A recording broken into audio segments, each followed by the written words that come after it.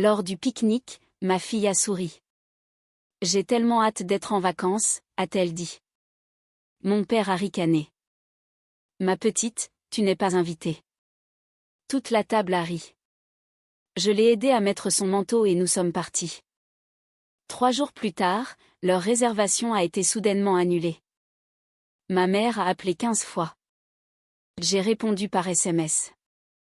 Lors de ce pique-nique, ma petite Lily a tiré sur ma manche et a dit « Maman, j'ai tellement hâte d'être en vacances. » Elle rayonnait, avec ce large sourire édenté qui aurait pu faire fondre n'importe qui. Mon père, assis en face avec son burger à moitié porté à la bouche, a laissé échapper un petit rire étouffé et a dit « Ma petite, tu n'es pas invitée. » Et toute la table a ri.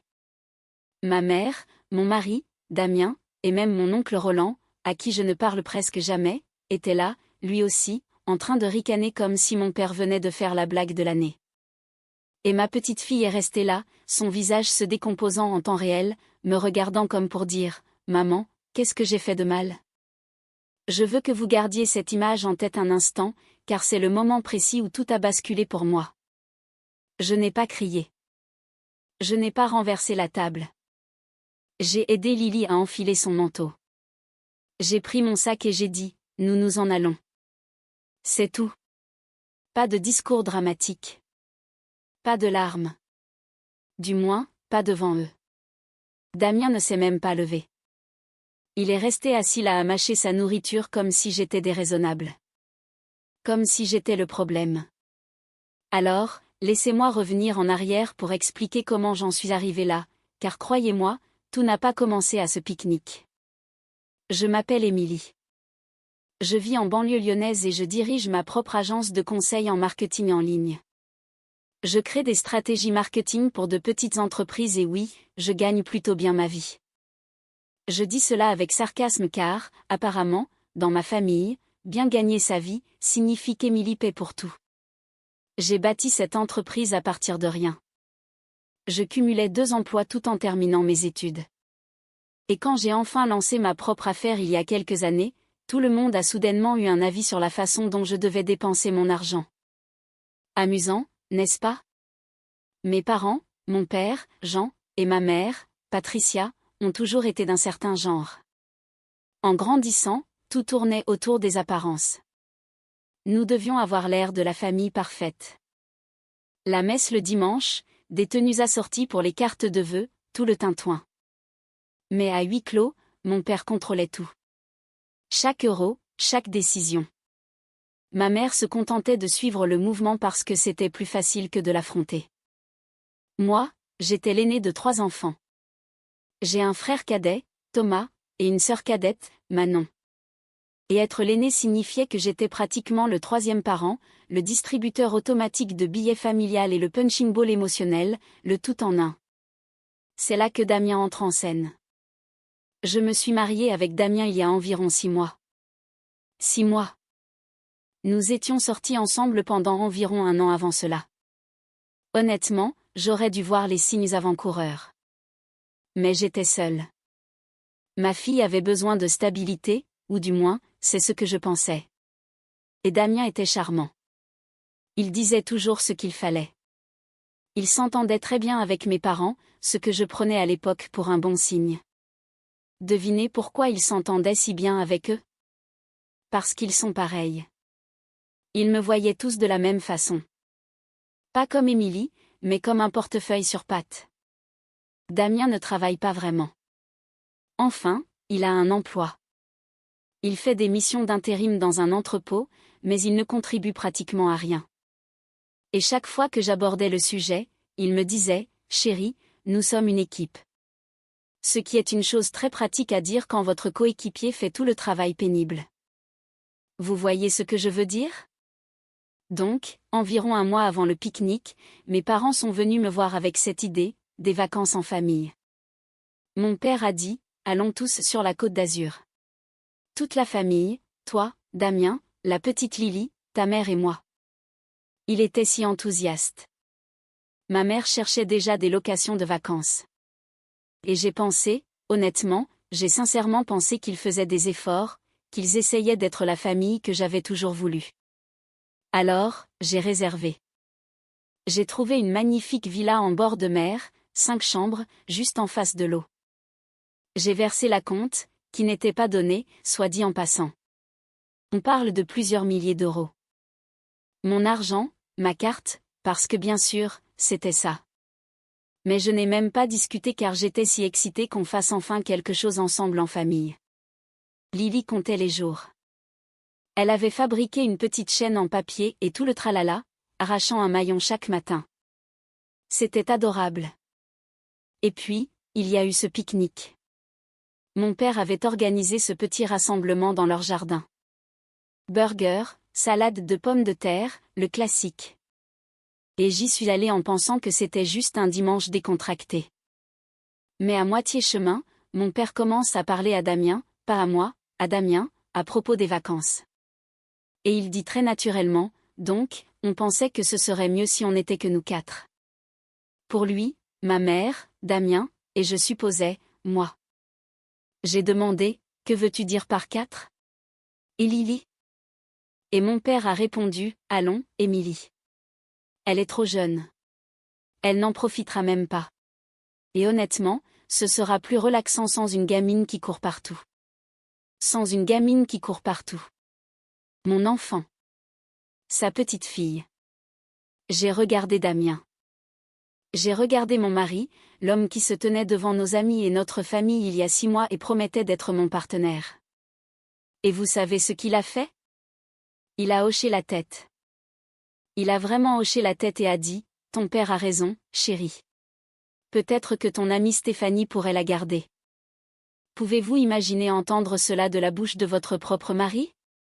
Et c'est là que Lily, qui jouait à proximité et avait clairement tout entendu, a couru vers nous et a dit ce qu'elle a dit au sujet des vacances. Et mon père a ri, et la table a ri, et quelque chose en moi s'est soudainement éteint. J'ai aidé Lily à mettre son manteau. J'ai attrapé mon sac. Alors que je marchais vers la voiture, ma mère a crié derrière moi, « Émilie, ne sois pas dramatique. » La classique Patricia. Tout ce que je ressens est dramatique. Chaque limite que je fixe est une réaction exagérée. J'ai attaché Lily dans son siège auto et elle pleurait doucement, essayant de se retenir car c'est ce qu'elle fait. Elle essaie d'être forte pour moi alors qu'elle n'est qu'une petite fille. Une petite fille qui a déjà appris qu'exprimer ses émotions dans cette famille vaut les moqueries. J'ai conduit jusqu'à la maison sans dire un mot. Damien n'est rentré que 3 heures plus tard. 3 heures. Et quand il est entré, il ne s'est pas excusé. Il a dit, « Tu m'as mis dans l'embarras devant tes parents. » Je l'avais mis dans l'embarras. Ce soir-là, après que Lily se soit endormie, je me suis assise à ma table de cuisine avec mon ordinateur portable ouvert et j'ai fixé cette réservation de vacances. 5 chambres en bord de mer, à compte non remboursable, mon argent, mon rêve de vacances familiales normales sous mes yeux sur l'écran. Et je veux que vous deviniez ce que j'ai fait ensuite.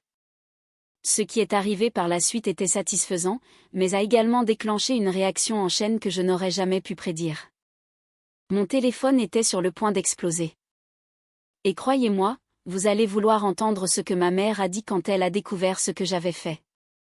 Mais j'y viendrai, car d'abord, je dois vous parler de la conversation que j'ai eue avec ma cousine Brenda. Cette conversation a tout changé. Ce soir-là, assise à ma table de cuisine, je fixais la confirmation de réservation comme si elle me devait de l'argent. Et honnêtement, c'était un peu le cas. Quelques milliers d'euros non remboursables pour des vacances où ma propre fille n'était pas la bienvenue. J'ai pris mon téléphone et appelé ma cousine Brenda. Brenda est la fille de la sœur de ma mère, et c'est le genre de personne qui vous dit la vérité, même quand vous n'avez pas envie de l'entendre. Elle m'avait dit un jour que ma robe de bal ressemblait à un rideau. Et honnêtement, elle avait raison.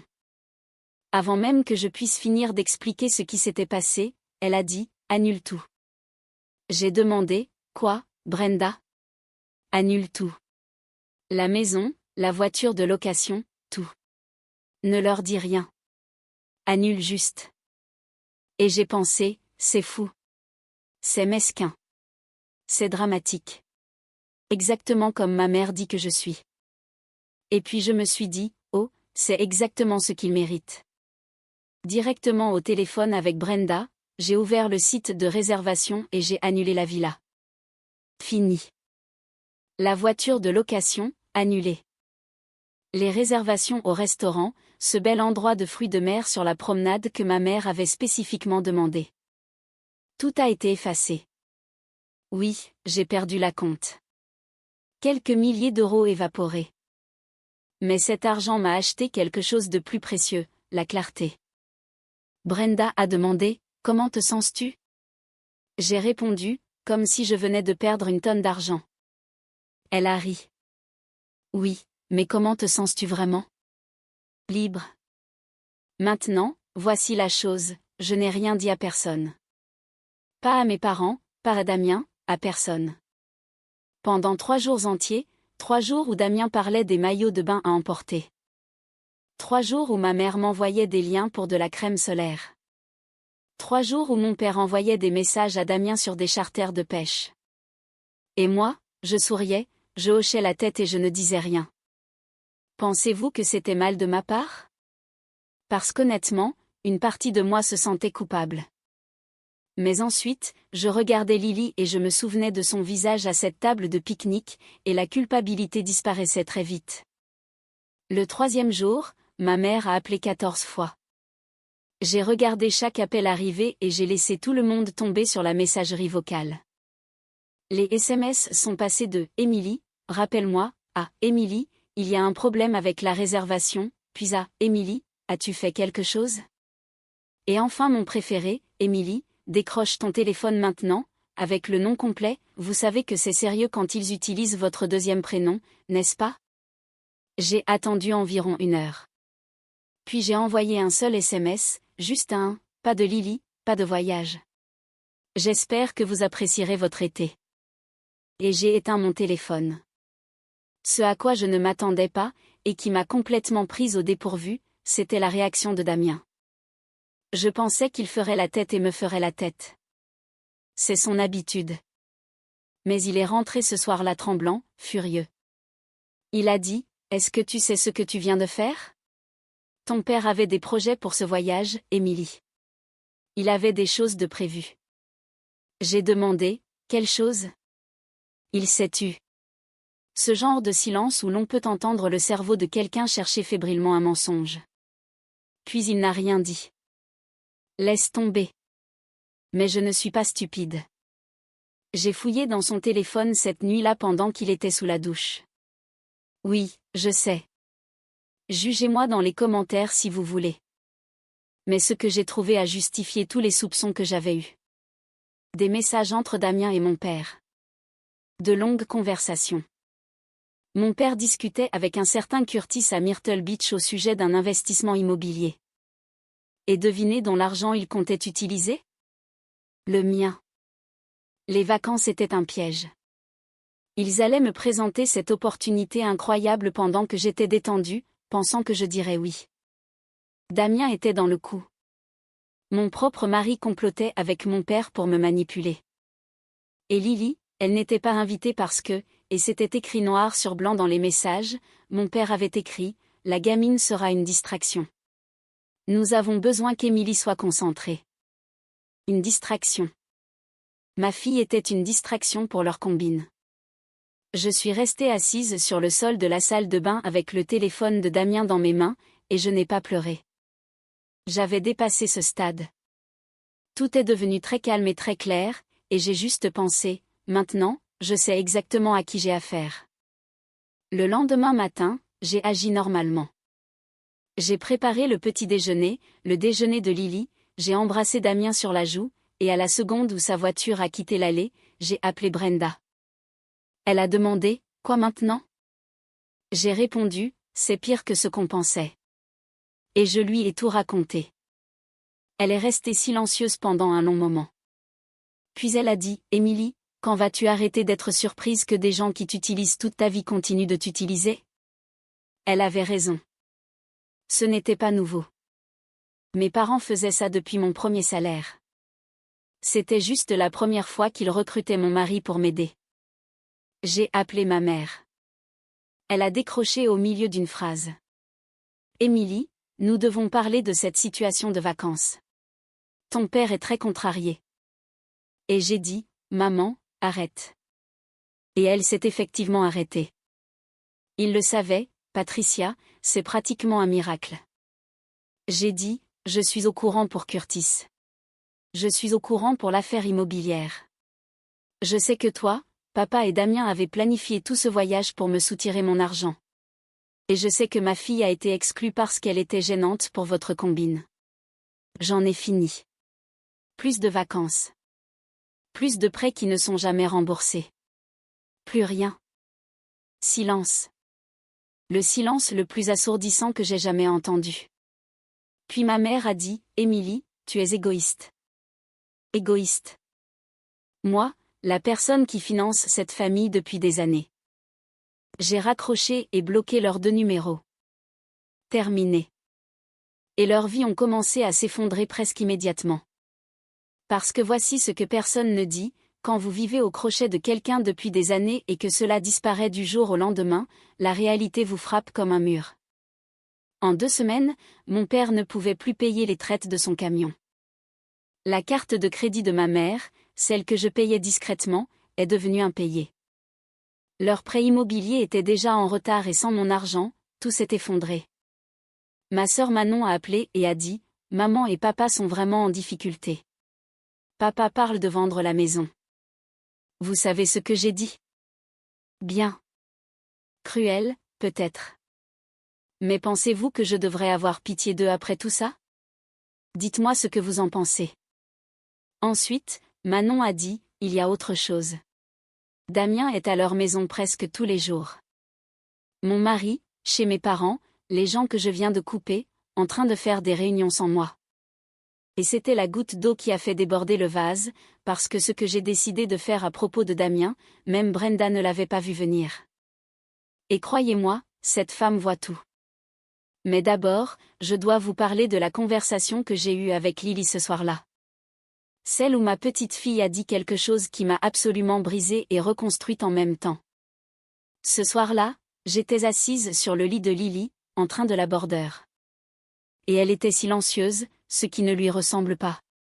Lily est une bavarde. Elle vous raconte chaque petit détail de sa journée, jusqu'à ce que son ami Harper a mangé à la cantine. Mais ce soir-là, elle fixait juste le plafond. J'ai demandé, ça va, mon bébé? Elle m'a regardé avec ses grands yeux marrons et a dit, maman, est-ce qu'on est les méchantes? Pouvez-vous imaginer entendre cela de la bouche de votre enfant?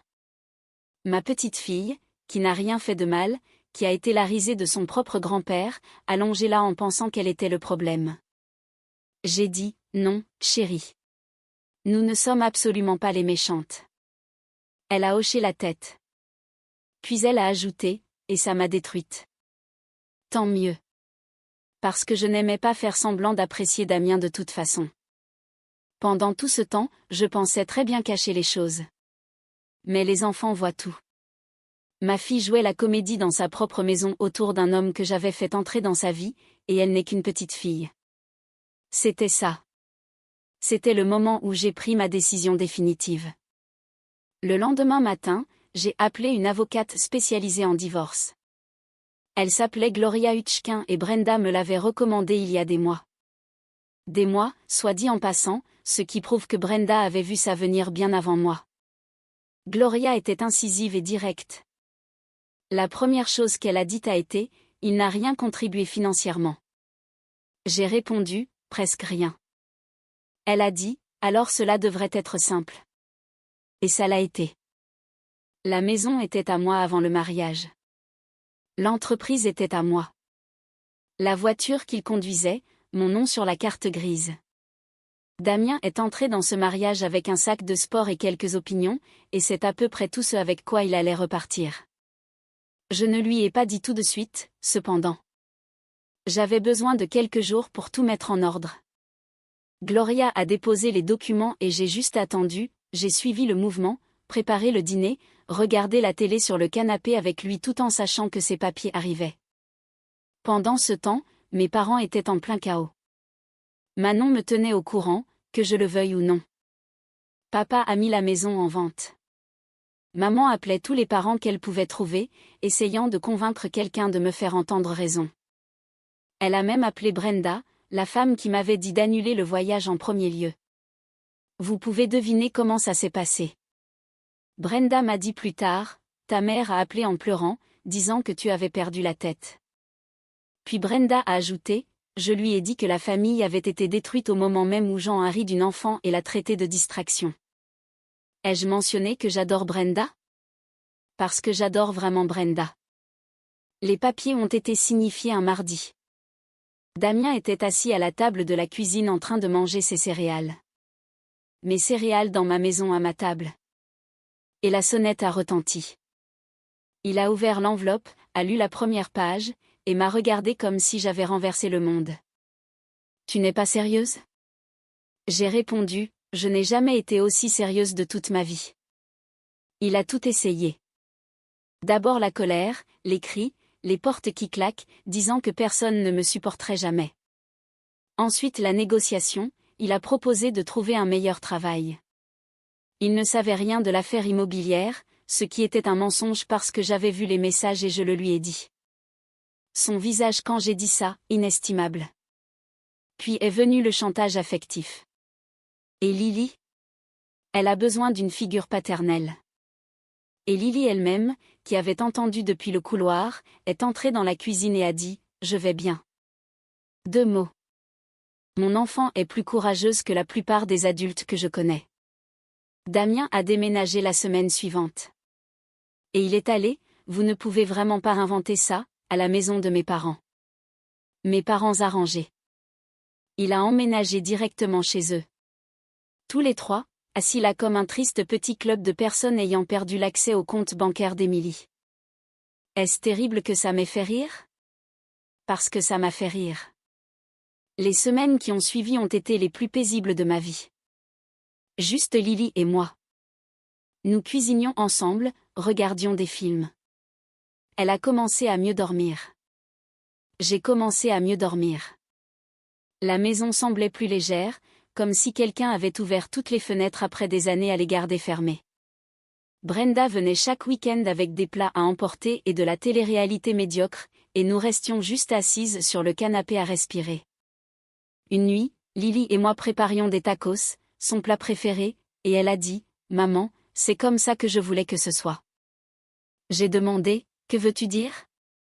Elle a répondu « Juste nous, heureuses. » J'ai dû me retourner et faire semblant de couper des oignons parce que je n'allais absolument pas pleurer dans la viande des tacos. Le divorce a été prononcé environ 2 mois plus tard.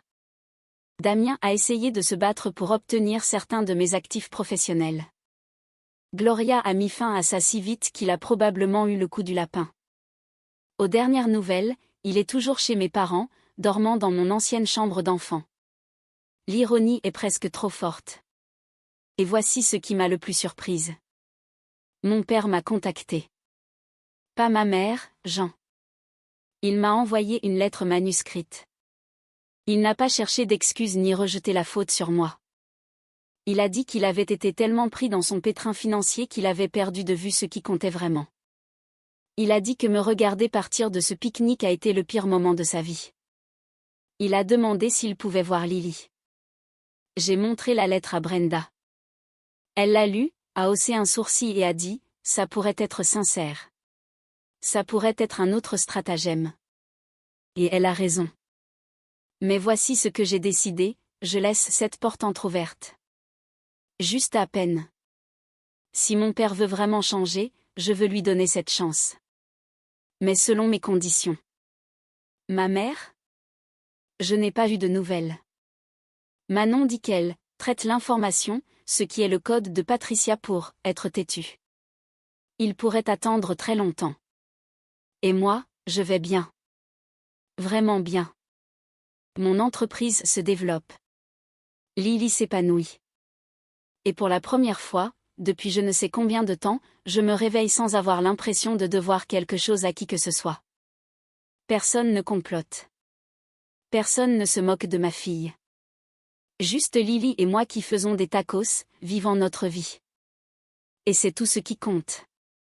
Si vous êtes dans une situation où vous avez affaire à des gens qui vous traitent comme un distributeur de billets, se moquent de vos enfants ou utilisent votre propre mari pour atteindre votre portefeuille, vous avez le droit de partir. Vous avez le droit d'annuler le voyage. Vous avez le droit de bloquer le numéro. Vous méritez une table où personne ne se moque de vous. Lily et moi avons trouvé la nôtre. Et c'est la meilleure table à laquelle je me sois jamais assise. C'est mon histoire. Si vous êtes arrivé jusqu'ici, merci du fond du cœur. Si vous avez aimé, laissez un like. Cela signifie vraiment beaucoup. Et s'il y a quelque chose que vous auriez fait différemment ou si vous n'êtes pas d'accord avec quelque chose, laissez-le dans les commentaires. Je lis absolument tout et j'adore entendre votre point de vue. Nous essayons tous de comprendre comment tout cela fonctionne ensemble, n'est-ce pas? Merci d'avoir regardé et merci de m'avoir écouté.